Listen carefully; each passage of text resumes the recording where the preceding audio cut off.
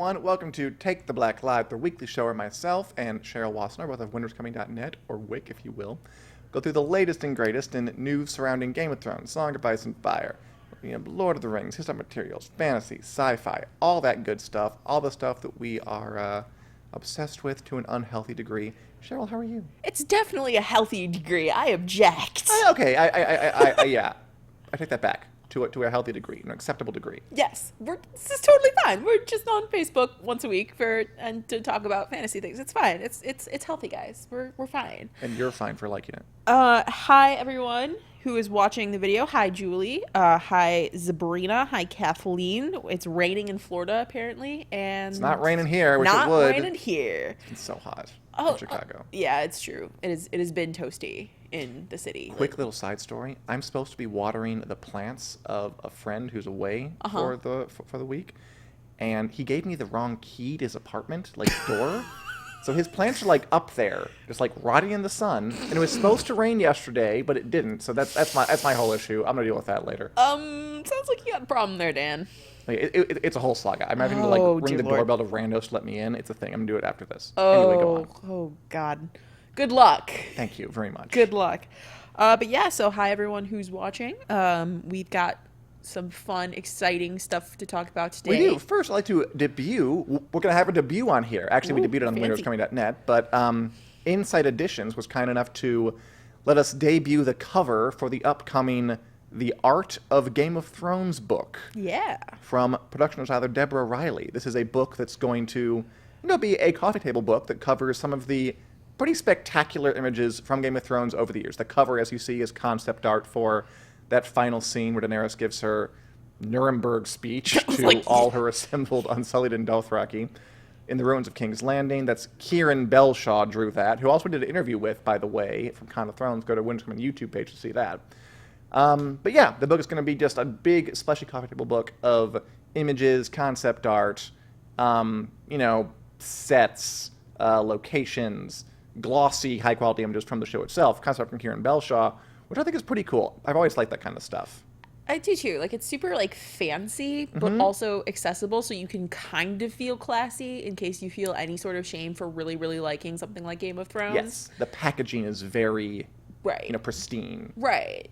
Yeah. You're an adult. You collect fancy coffee table books. Exactly. And you could put it next to a Degas coffee table book or something really nice like that. Oh my God. And why shouldn't Game of Thrones be right alongside that? It's just as pretty. It's true.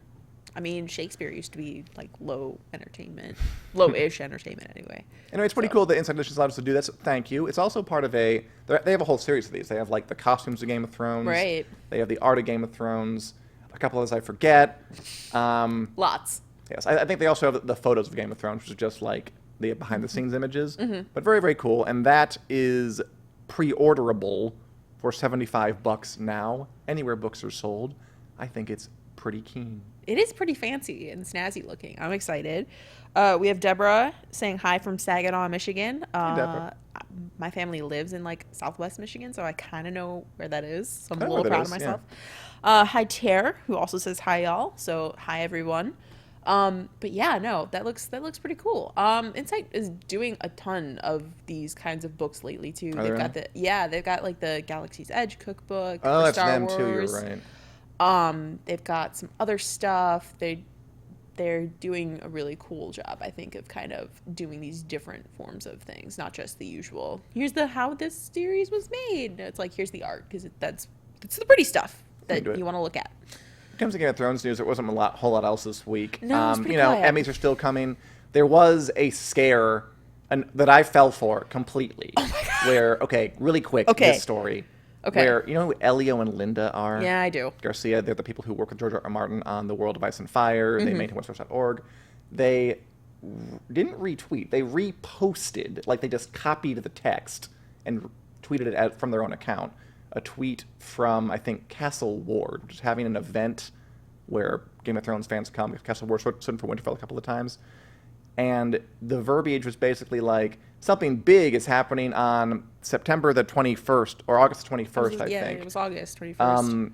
Will the winds of winter blow? And of course, people read that and freaked out. Lost their minds. Because this is Elio and Lenny. They're tapped into George R. R. Martin's stuff. And once again, no, it's not. There is no announcement. LOL, JK, guys. It was just the Castle Ward Twitter account, which is, not as plugged into these loaded words that the Game of Thrones fandom is now triggered by as other people are. Not everyone is as online as we are. Exactly. Who just use it because that sounds fun, which is totally fine. And then, again, the weird bit was when they didn't retweet it, they actually recopied the text and tweeted it from their account. So it gave the appearance of that they made it up. Which is, I think, where the confusion was. That's not how you Twitter. That's not how you Twitter. But anyway, that event will be fun. And once again, we're disappointed that there's no winner announcement coming. George R. R. Martin is going on a big UK tour coming up here, and I think he leaves tomorrow. Okay. Bunch of cons, Worldcon, some con in Dublin. So that's nice. Maybe something will happen. Maybe not. Probably not. I say we just move on from Game of Thrones because I was a little bit crushed by that yesterday. Yeah, I could kind of feel it radiating. Why do I get my hopes up again? Why did I do it? I've been hurt so many times. Still got me. I don't have an answer for you other than just make like Elsa and let it go. Okay. Let's let it go and talk about another big series on the horizon. That is actually complete. Oh, no, it's not. This is... No. I mean, the source material is actually... Yes, it's as complete. Although in this case, I think that could be a rough thing, which we're going to talk about. Yeah, okay. So this is Amazon's big Lord of the Rings series, which is coming down the pipe. They've cast at least one person. They're going to film pretty soon. Set in the Second Age of Middle Earth. If anybody's familiar with that, that means the time when Sauron is forging those rings, having a good time. Right. We haven't heard a lot about it. They're keeping things very under wraps. But there was an interview with the Tom Shippey, who is the world's most renowned Tolkien scholar, who is now retired, but they hired him to consult on the show. And apparently he didn't get the memo, because he was just talking to this German Lord of the Rings fan site, like they was going out of style. And he said some pretty interesting things I think are worth mentioning. Okay, couple things there. Yes. One, I want that job title.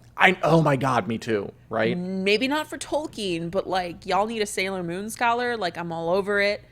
Got you covered. Imagine that on your resume. World's preeminent expert in Sailor Moon. 2, Karen asks, OMG, when will the books be done? I don't know, Karen. We'll suffer through it. We'll find some way out of it. Why'd you have to crush Dan again? And 3, Amazon doesn't have Marvel snipers yet, I guess. I mean, they've been very quiet. They haven't really released much. But I mean, eventually there's got to start being some that's steam coming out of a teacup. Yeah. Anyway, first thing he said was that the show first season is supposed to have 20 episodes in the first season. Which I think that might be just talking, just kind of pulling a number out of somewhere. Yeah. But this is easily the closest we've gotten to official confirmation. Would that work for you? 20 episodes for a Lord of the Rings show? I mean... Seems like a lot. It seems like a lot. I've sat through, the extended versions of the Lord of the Rings movies. Yeah, go along. And, that's, the limits of my attention span. 20 just seems like a lot. I don't know if anyone has the attention span for 20 episodes. It'd be a big swing. Yeah. I mean, it would explain where all that money they're spending is going. That's true. That is true. That is a fair point. But, especially because Amazon, in most of its other kind of endeavors, has very much embraced the shorter season. Yeah, I was thinking that, idea. Mrs. Maisel is, 10 episodes? Yeah. So it's a little confusing, especially if they're going for an hour long. It's 20 hours of content for one season. You imagine it being a half-hour long show? Oh, no. That would be terrible. I mean, networks did that. Networks still do 20 episodes a season. But networks do it in a spread out kind of way. Usually Amazon dumps everything at once. Right. So binge model. Yeah, I'm a little confused by that. But again, this guy's a Tolkien scholar. not a TV That's true. producer. Like, it probably ends up he's just like kind of talking out of turn. Yeah.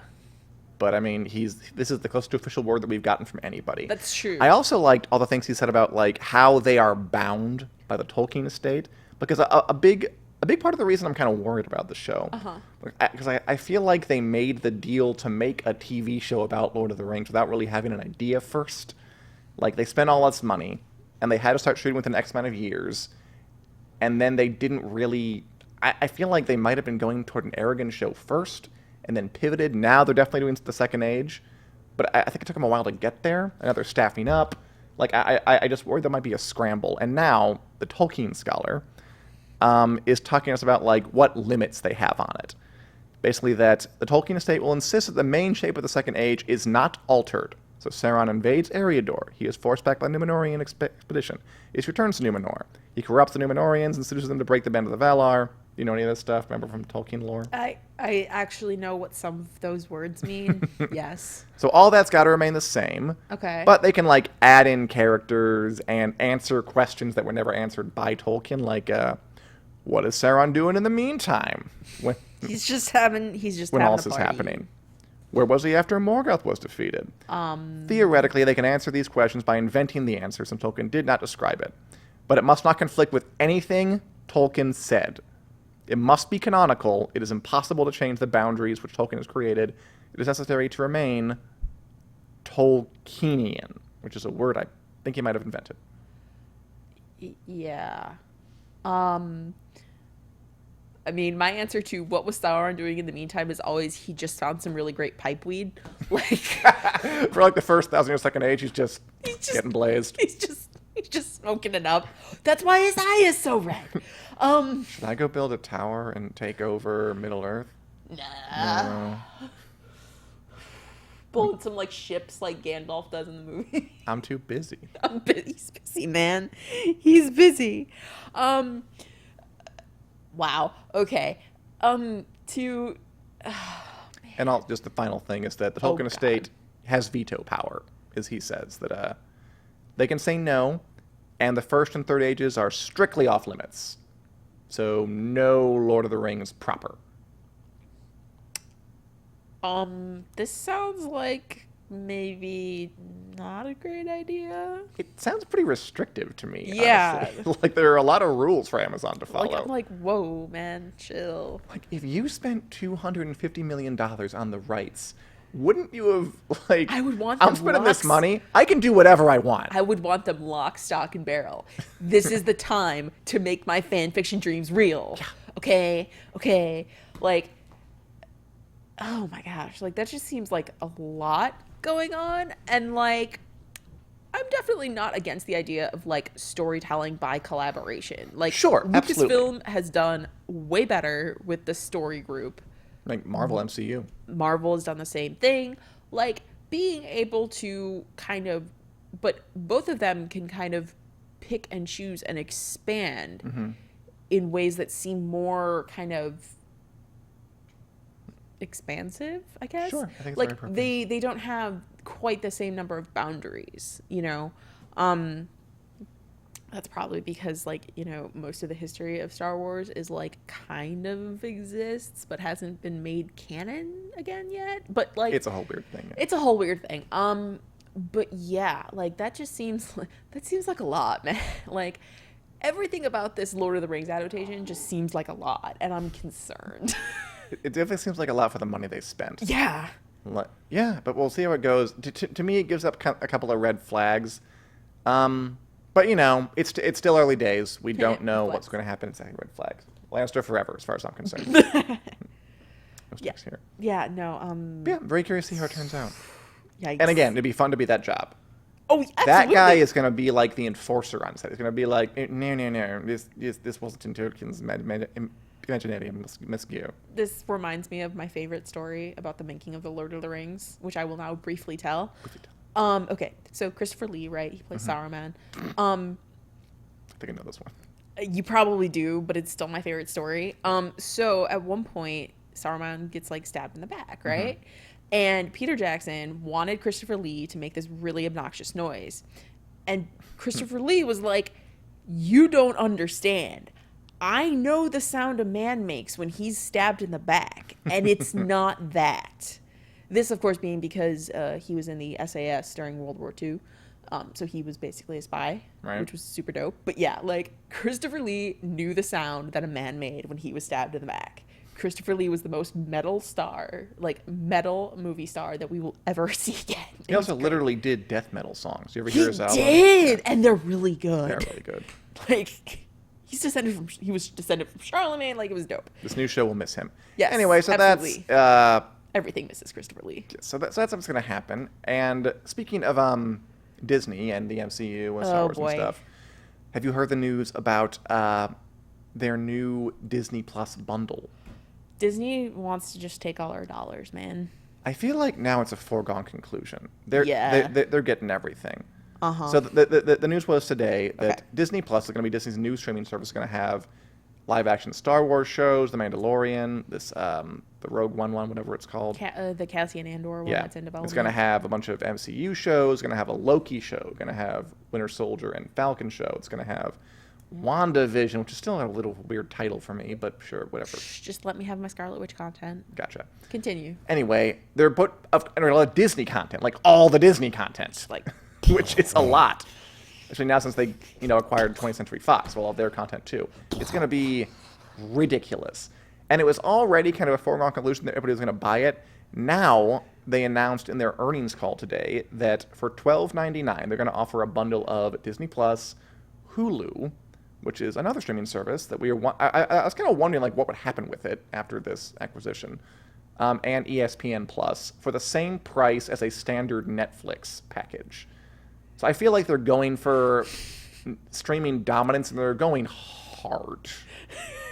Mickey Mouse sighed as he unsheathed his keyblade and just went nuts. Bob Iger claimed it was a coincidence. I don't buy it for a second.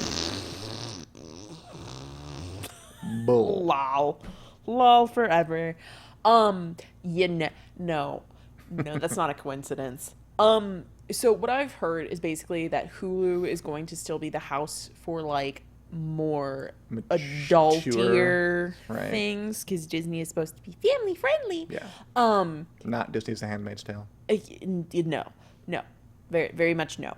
But like to then say, oh, by the way, we're gonna basically undercut, or at least try and kneecap Netflix's pricing strategy right now. That's hardcore. Like, and if you only subscribe to Disney Plus, you can buy it for a year at a time, and it's cheaper yet. It's even cheaper, yeah. It's even cheaper, and like, I don't know. Like, that's kind of wild that Disney is. Well, it's not wild, I suppose. I mean, it's really not. It's like the House Mouse didn't get where it is by being nice. Polite and nice. No, they were always pretty cutthroat. Yeah, but oh my gosh, Julie is like, I can't find anything that satisfies me the way Game of Thrones did. Guess I'll have to keep watching reruns. It's either that or Peppa Pig. Peppa Pig is everywhere these days. Oh, did you hear the thing about like young American children are developing like slight British accents? I know, it's hilarious and I love it. Julie, may I recommend briefly Kingdom on Netflix? It is a Korean horror period zombie show. So if you like a little bit of horror in your life, it's really great. But yeah, like Disney's going for like aggressively going for it. And I knew I was gonna probably get Disney Plus anyway because Mandalorian. Like I'm simple. You're on that train. I'm simple. But like, wow. I kind of resent it. You're a little mad that it's already like the hegemonic thing in streaming, and it's not out for months. I know. And it's already a monolith. Still got 3 months to go. It's already just assumed that I'm going to spend my money, and I will spend my money on it, and I will get it. We're done. But I do resent a little bit that they are able to walk in and just dominate things so completely. And it's not even out, and I'm already sure they're going to do it. I know. It's like, Disney, just... Trust busting. Break it up. New people in office to just go after the company. That's what they need. That's what I think. But probably that's what we'll be on this discussion. I mean, yeah, that's a long discussion. Vertical integration. Horizontal. It's integrated somehow. Yes. But that's something else. I don't think that's ever going to happen. No. But so, yeah, that's yeah, we just that's accept Disney's new dominance. I for one welcome our new animated overlords. Like that's about all we can do at this point. Like it is that ridiculously dominant. Like all of the other streaming services are like, yeah, they've got their foothold. You know, Netflix is like, so and so percentage of U.S. traffic every night is just Netflix. But it's like, I don't know if it's for long though, man. But I don't know if it's for long, man. They're losing a bunch of stuff. Yeah. Two deals like this. Yeah, and like it's on, but what? Okay, yeah, like it's just so wild to me that like even as we see this coming and even as we're able to comment on it, we're also just like, yeah, and we're probably gonna get a Disney Plus subscription. Speaking of inevitability. Deep inevitabilities. Yes, you have an announcement to make to the Take the Black Live crew today. Oh, I do. Dear, wonderful Take the Black Live fans, audience, everybody who's going to be watching this later or listening on our podcast, wherever you can subscribe to our podcast, which is, you know, the App Store, Google Play, Stitcher, etc., etc. Very true. You know what you're going for. This is actually my last show. Well, now it says goodbye, Cheryl. No. Don't look at my face. Thanks, Richard. So I'm going to be leaving Fansided. So I am getting a new opportunity in a different fields. So that means I'm not going to be on the show anymore regularly. Dan said the word guest spot before we started filming, and I was like, but I like my house. So we'll see. But long story short, I want to say thank you to everyone who's watched the show, stuck with us through all of our different Beyond the Wall segments, all of the times we have gotten way off into the weeds, including several times on this very show. So absolutely. We're going out in style. And the Wit Club was fun. I enjoyed doing that. Yeah, absolutely. Who's watched and supported the Wit Club, who, reads our stuff, comes to the site every day, all that good stuff. I want to thank all of you.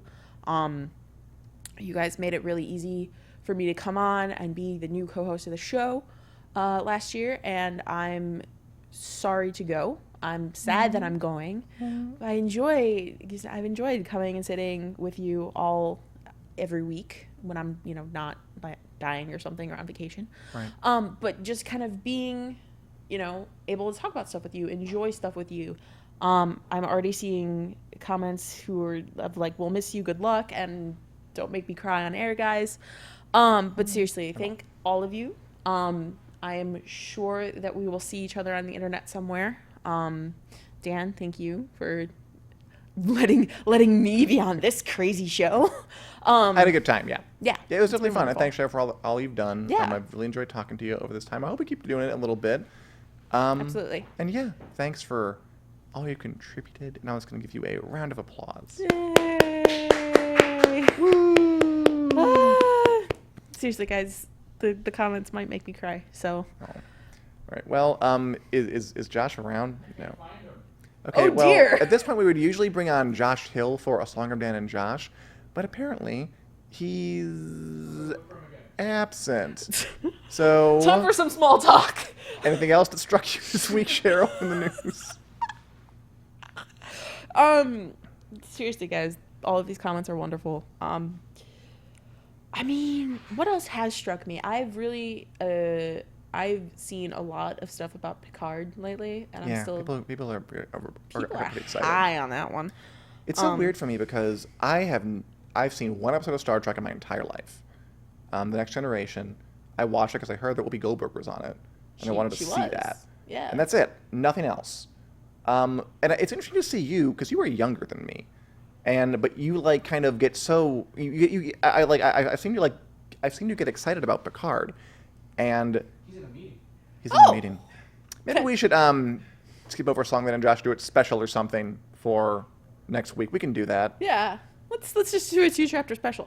Let me just finish that thought really quickly. Yeah, please tell me why you are astounded. Well, no, I'm not astounded. Okay. It's interesting to see, like, because you're younger than me. Yes, I am. And But apparently you still found time to develop like nostalgia for Star Trek: The Next Generation, which is a show that, was on, I think maybe in your lifetime, but like when you were really little. At the very end of my, or at the end of your life, it was on. I was dying and it came on. No, at the very like end of its run, because I think it ended in like 92 Something or like that, 93, somewhere in there. A lady never tells her age, but suffice it to say that I was alive around that time period. Yeah, well, that's because my siblings are older than me by a significant amount. So they were into Star Trek, which by osmosis I became into Star Trek. Also, The Next Generation was in repeats all the time, even in the remember that. In the late 90s, early 2000s. And also my mom showed me episodes of the original Star Trek. So I was done for from the very get-go. That's cool. I mean, that's cool that people are excited, even younger people, about a 70-something man coming back to retake the role that made him a bald legend. Just Sir Patrick Stewart saying "engage" gave me feelings. I was like, oh my god! I mean, it's just strange, like how nostalgia works. Like, Lord of the Rings was long before my time, but I still got it in my system pretty young, and now it's just in there forever. Same thing with me in Star Wars. I mean, to be fair, Phantom Menace came out in 1999, but like before that, like it was just the original trilogy. I may have actually like not worn out the videotapes that we had, but it was close. It was close. Good old videotapes. Yeah. Going out. Anyway, okay. Yeah. He's still out. He is still out. I think we're probably gonna just end it in the near future. Unfortunately. Oh, we're sorry. We're very sorry. How about this? How about we're gonna end it here? Okay. And we can bring Josh on maybe for like a special episode, or just wait till next week to do Song of Then and Josh. Sorry, everybody who's run for Song of Then and Josh. Josh in a very important meeting. Wow. Okay. I'm gonna. I don't know what exactly it's about. Our lives are at stake. Okay. Almost definitely. But we will be back in the near future with Song of Then and Josh. I think Tyrion 5 from Clash of Kings. I was ready for it. And that's what he's in the meeting for. And we'll be back with more Take the Black Live, just with no more Cheryl. Yeah, without me. Sorry, guys. We'll be back. We're not going to stop. No. AKA. The show's not ending. Whoever replaces you will have a large boots to fill. Aw, that's so nice of you, Dan. Oh, of course, very true. But anyway, thanks for watching, everybody. You have any final thoughts, Cheryl? You want to sign off? Oh, goodness. Thank you for watching, everybody. Please be sure to tune in next week. We will keep you posted on everything. And, until next time for Take the Black Live, even if it's not for me, have a good week, guys. And we'll see you soon. Bon voyage. Bye.